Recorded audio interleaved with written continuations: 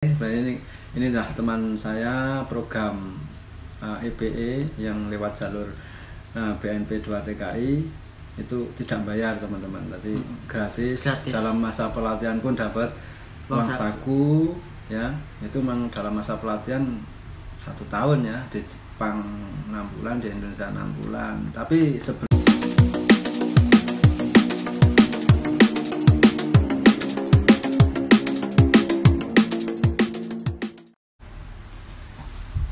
Assalamualaikum warahmatullahi wabarakatuh. Halo teman-teman, minasan konnichiwa. Mudah-mudahan kita diberikan kesehatan selalu. Oke, kali ini di video saya akan membahas tentang program Kaigo yang lewat jalur pemerintah atau BNP 2 TKI. Nah, ini kebetulan saya itu ada teman yang baru juga ya kerja di sini di Kaigo, perawat lansia. Ini juga belum lama juga ya, baru-baru mungkin 5 bulan. Nah, sekitar 5 bulan. Ini kenalnya saya juga di sini. Nah, ini nanti akan sharing sama teman saya. Ya, sebelumnya teman saya ini adalah aslinya mana? Mas Alfian Blora ya? Bukan, saya dari Cilacap. Oh, dari Cilacap. Dari Ngapak juga ya berarti. Ngapak. Oke, untuk selanjutnya pertama dulu itu tahu dari mana untuk program Kaigo ini, yang program pemerintah ini itu Mas? Tolong kasih tahu. Iya. Untuk pertama saya tahu program ini dari teman saya angkatan EPA 10. Oh, EPE ya? EPE 10.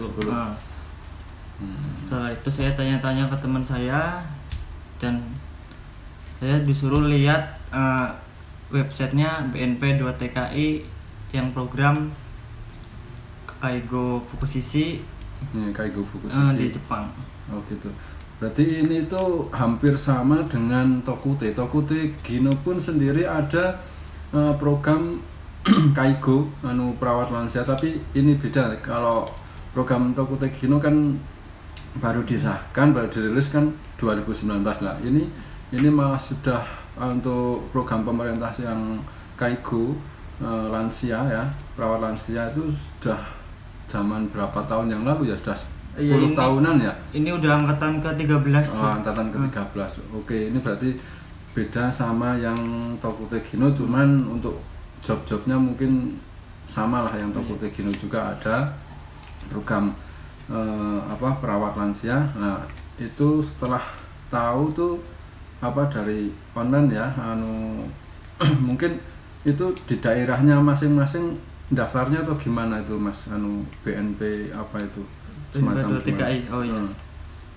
Untuk pertama kita tuh daftar online dulu. Jadi berkas-berkas yang dibutuhin nanti didaftarin online. Setelah daftarkan online, nanti kita pemberkasan. Pemberkasan itu di daerah masing-masing. Itu di kantor BP3 TKI. Pertama di kantor BNP 3 TKI itu kayak cabang atau gimana? Ya nanti linknya saya tulis di bawah. BNP 3 TKI ya, dari informasi yang BP3 TKI. Selanjutnya nanti setelah pemberkasan nanti ada informasi pemberkasan itu lolos atau enggaknya ya. Kalau udah lolos nanti kita ada step-stepnya. Gitu. Nah, maaf, itu sebelumnya harus punya basic gimana, atau mungkin perawat atau gimana yang lewat jalur pemerintah BNP 3 TKI itu, BNP 2 TKI. Untuk BNP 2 TKI itu harus punya basic perawat ya, minimal itu D3 perawat. Oh gitu ya, itu harus punya, harus ya, itu diharuskan BNP perawat minimal D3 perawat ya. Iya. Oke. Setelah itu baru kalau lolos ada pengumuman dari mungkin BNP 2 TKI yang di pusat ya, Jakarta ya. nanti dikirim lewat email ya masing-masing. Oh gitu. Setelah itu nanti sekitar selang waktu 3 bulan atau 4 bulan nanti ada ujian juga. Ya. Itu ada ujian psikotes sama ujian keperawatan. Oh, jadi sebelumnya medical check up. Iya, medical terus check up. Tes keperawatan sendiri itu bersama user Jepang atau belum? Belum. Oh, itu berarti masih dalam proses pemerintah ya? Masih dalam pemerintah itu. Itu proses dan dalam BNP 2 TKI. Setelah itu lolos, ada check up, ada tes keperawatan, baru mungkin apa diajukan user Jepang atau gimana tuh Mas? Oh, itu belum. Nanti setelah kita ujian itu kan ada selama waktu 1 bulanan lah. Nanti ada pengumuman lolos atau enggaknya Mas. Oh gitu. Nanti kalau kita lolos, nanti kita lanjut ke proses selanjutnya, yaitu proses matching. Itu di Jakarta. Jakarta juga.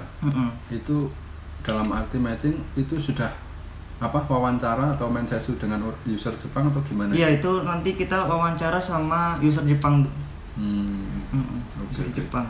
Jadi memang ada jadi user Jepang datang ke Indonesia langsung mensesu ya, wawancara di sana. Iya.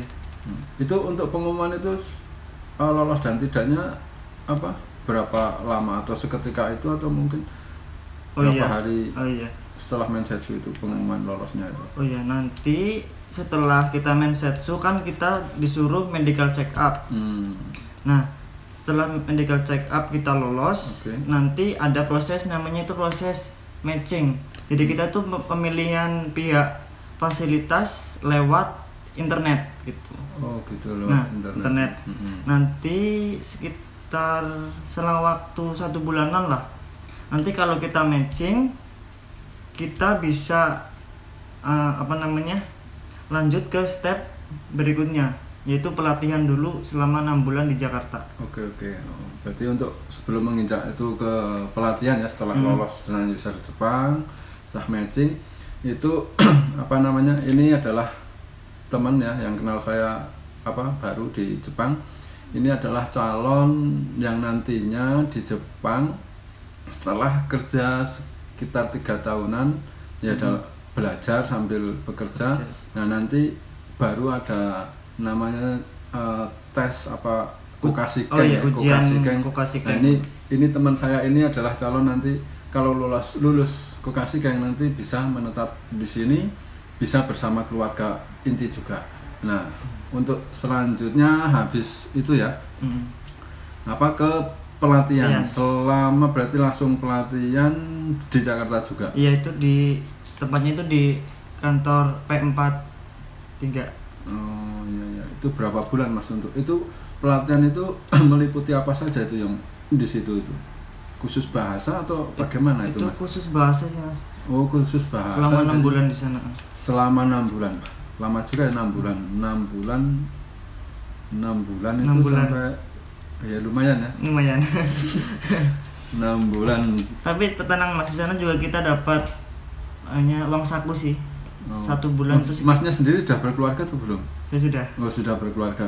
Jadi untuk di pelatihan sendiri itu habis yang diutarakan tuh dapat saku juga, jadi mungkin istri itu ditinggal pelatihan ya mungkin nggak terlalu pusing lah, nggak pusing kan dapat uang saku. Itu uang sakunya gimana tuh Mas, besar atau kecil? Iya gimana ya lumayan lah Mas, itu UMR Jakarta ya, kita dapat sekitar 1 bulan itu 5 juta. Wah besar 5 jutaan lah.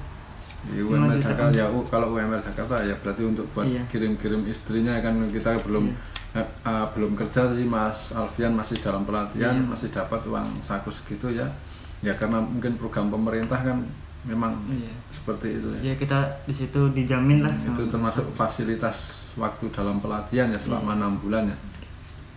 Untuk setelah 6 bulan di Indonesia itu kan maaf itu khusus bahasa. Gimana menurut Mas Alfian tuh bahasa Jepang itu sebenarnya gimana? Kan ada orang yang mana bahasa Jepang kan susah atau sulit, gimana harus gimana kanji gimana, itu menurut Mas Alfian gimana itu bahasa Jepang menurut sampean Mas? Iya, kalau menurut saya sih bahasa Jepang tuh susah ya. Susah. Iya, susah bener sih. Ya memang gimana lagi, susah-susah karena kita mungkin minat ingin ke Jepang ya sesusah apapun kita itu semangat ya kita apa kita jalani lah seperti itu kan. Oke, setelah 6 bulan di Jakarta, habis itu baru berangkatkan ke Jepang atau gimana Mas? Atau masih nunggu bro? Biasanya kalau selesai pelatihan itu nanti kita dipulangkan dulu. Kalau kasus saya tuh kita tuh pulang dulu selama 2 minggu. Soalnya waktu itu saya tuh mau lebaran gitu kan. Waktu itu jadi nunggu lebaran dulu. Terus selang waktu 2 minggu itu saya diberangkatin ke Jepang. Nanti di Jepang kita juga masih pelatihan selama 6 bulan lagi. Berarti ketemu lagi di Jepang lagi pelatihan. Berarti enggak langsung kerja ya? Enggak. Itu pelatihan di Jepang, kalau saya sendiri dulu kan Kensushi, mas saya beda kan. Kalau Kensushi mungkin datang Jepang itu pelatihan memang pendalaman ya sekitar 1 bulan di Senta ya. Mungkin kalau Mas Arfian kan karena program Kaigo ya, program pemerintah juga, untuk di Jepangnya itu pelatihan berapa bulan Mas? Itu 6 bulan. 6 bulan juga. Jadi total itu 1 tahun. Oh, 1 tahun. 1 tahun itu khusus untuk bahasa. Harusnya itu harus 1 tahun bahasa harusnya pintar lah. Iya benar juga sih. Nah, itu selama pelatihan di Jepang pun apakah dapat gaji atau gimana? Kita masih tetap dapat uang saku juga sih. Oh iya. Oh, dapat uang saku. Tak kirain di Jepang nggak dapat uang saku, nanti terus ya memang kalau makan mungkin ditanggung ya, ditanggung nanti kalau pengen butuh apa kan, kalau nggak dapat saku kan ya namanya juga belum bekerja ya syukurlah berarti ya memang bagus lah. Setelah 6 bulan berarti itu dari datangnya ke Jepang dulu tahun berapa tuh? Tahun 2019 bulan Juni. Berarti 6 bulan mulai masuk ke perusahaan Kaisa itu Iya, 6 bulan kita pelatihan di Jepang selesai. Kita nanti dijemput sama pihak perusahaan. Oh gitu. Nah, setelah itu nanti kita besoknya udah mulai langsung kerja. Oh gitu. Selama 1 tahun. 1 tahun. Gimana Mas untuk pelatihan di Jepang itu suka dukanya selama pelatihan itu gimana? Untuk suka dukanya kan masalahnya kan banyak, berapa orang tuh, itu berapa kandidat itu yang pelatihan? Itu semuanya 300 kandidat. 300 jadi? Cuma itu kan dibagi jadi 3 tempat pelatihan. Oh gitu ya. Masnya sendiri di daerah mana itu pelatihan? Jadi daerah Nagoya, Aichi. Oh Aichi. Kan ada Osaka, Aichi sama di Tokyo. Oh gitu. Suka dukanya ya ada suka ya ada duka. Iya benar. Sukanya kita dapat saku, kita belajar. Mungkin untuk fasilitasnya sendiri mungkin tidurnya di mana itu? Untuk fasilitas kita tidur di tempat pelatihan itu 1 kamar 1 orang. Ya kayak hotel lah. Kayak hotel. Wah, ya mewah juga itu. Nggak taunya nanti kalau pas kerja ya nggak tahu. Baru pertama kan biasanya kan. Iya benar sih. Ya, fasilitas udah inilah semua dikasih benar. Kalau nanti sudah kerja ya udah apa sendirilah. Setelah 6 bulan setelah di Jepang baru ke perusahaan. Nah, untuk berarti pertama kali kerja bulan berapa itu? Bulan Desember. Oh Desember ya? Iya. Bulan Desember pas itu menginjak musim dingin ya Mas? Musim dingin, ini udah musim dingin ya? Musim dingin kan gimana untuk sudah Nareru atau gimana? Terbiasa belum Udah terbiasa sih. Kehidupan. Wah, kalau saya sendiri belum terbiasa. Bagus lah kalau terbiasa. Dinginnya minta ampun. Oke, setelah itu berarti sudah mulai kerja. Sudah sampai saat ini sudah berapa bulan di? Udah 5 bulan ya. 5 bulan. Dalam pekerjaan tersebut apa mungkin 1 bulannya tuh masuk berapa hari kerja itu? Untuk 1 bulan kita masuk 20 hari kerja. 20 hari kerja. Jadi 10 hari libur. Nah, dari 20 hari kerja itu nanti kita juga dapat kayak suruh belajar bahasa gitu sih. Oh gitu ya. Jadi 4 kali lah gitu. Oh iya, ya masalahnya gini kan, mungkin dikasih belajar semacam itu kan nanti untuk persiapan setelah 3 tahun kan itu vokasi keng ya, ujian vokasi keng itu kan memang mau nggak mau harus ikut kan. Itu sayang kalau nggak ikut kan, harus menguasai bahasa ya. Itu mudah-mudahan nanti setelah 3 tahun lulus Mas. Ya amin Mas, doain Mas. Kan bisa bawa anak istri ke sini kan. Nah itu kan yang namanya juga di perantauan kalau nggak ada keluarga kan ya gimana ya, sabisi kesepian kan yang jelas, kangen juga sama keluarga kan.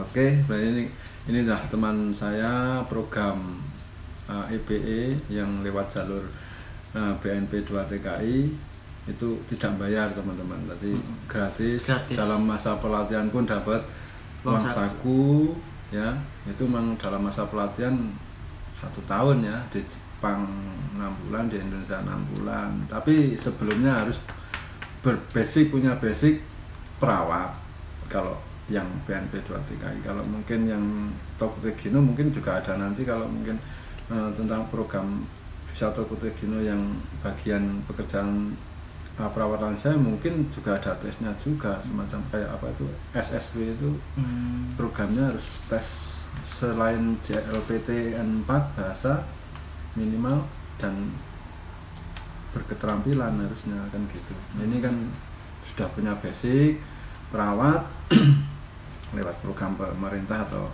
EBE ya sudah banyak juga sih ya, karena istri saya juga EBE juga dan udah lulus ya mudah-mudahan besok ya Pak bisa mengikuti gambarnya lah untuk bahasa Jepangnya terus belajar, mudah-mudahan bisa lulus vokasi keng. Amin. Oke, sekiranya untuk maaf masih ada yang saya tanyakan. Untuk pekerjaan di Jepang sendiri gimana untuk Mas Alfian yang ini tentang Kaigo? Ini perawat lansia ini. Untuk pekerjaan sendiri sih tergolong gimana ya? Untuk dari seginya sih kita bisa mengikuti lah ya. Cuma untuk segi bahasa tuh kadang-kadang kita masih gimana ya? Pusing lah gitu. Ya memang sih masalahnya itu kan lansia ya. Jadi orang jumbo-jumbo itu kan kadang mungkin ngasih suap nyuapi, ganti baju, mandiin. Nah, sedangkan orang lansia sini kan kadang mungkin nggak punya gigi ya. Kalau ngomong kan ya sama-sama kita orang Indonesia pun kalau ngomong kadang kita nggak jelas kan. Nah, apalagi bahasa Jepang, orang Jepang gitu. kan. Sama lah. Mungkin ya wajar lah. Tapi tetap semangat untuk bahasa ya. Jadi untuk masalah pekerjaan gimana, nggak jenuh atau gimana, bosan atau gimana Mas? Sebenarnya sih tergantung dari masing-masing ya untuk masa jenuh atau enggak sih. Kalau jujur saya sih nggak jenuh sih. Ya cuma itu kadang-kadang kalau gimana ya, kalau misalkan kita bahasa kok kadang-kadang nggak nangkep, komaru gitu. Ya itu, memang ya, semua orang pusing lah gitu kan. Semua orang mungkin kalau kita ini orang mau ngomong apa yang diomongin kita nggak tahu, memang payah komaru kan. Ya itu wajar. Saya juga dulu juga begitu kan, apalagi dengan orang lansia di sini itu tahu sendiri bahasanya benar-benar bahasa yang yang halus kan. Kalau saya dulu kan di Gemba jadi bahasa bahasa kasar lah. Kalau di lansia mungkin di Kaigo kan bahasanya bahasa halus. Oke, terima kasih Mas Alfian untuk keterangan pengalaman ini dari jalur program BNP 2 TKI teman-teman. Mudah-mudahan video saya bermanfaat untuk teman-teman. Terima kasih juga sudah menonton di video saya. Jangan lupa subscribe. Itu memang jangan lupa itu. Oke, terima kasih untuk selanjutnya. Sampai ketemu di video selanjutnya lah. Oke, terima kasih teman-teman sudah menonton. Oke, assalamualaikum warahmatullahi wabarakatuh.